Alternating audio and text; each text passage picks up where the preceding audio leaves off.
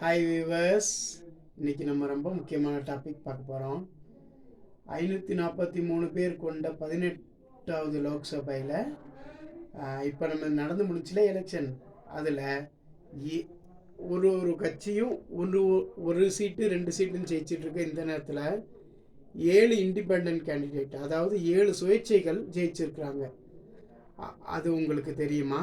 அதில் ரொம்ப முக்கியமாக முன்னாள் முதல்வர் உமர் அப்துல்லாவையே ஷேக் அப்துல் ரஷீத் அப்படிங்கிற இண்டிபெண்ட் கேண்டிடேட் 2,04,142 ஓட்டு வித்தியாசத்தில் ஜெயிச்சிருக்காரு. அப்போ எவ்வளோ பெரிய விஷயம் பாருங்கள். மொத்தமாக பதிவான ஜம்மு காஷ்மீரில் மொத்தமாக பதிவான ஓட்டில் 45.7% ஓட்டை அவரே வாங்கி ஜெயிச்சிருக்கிறாரு.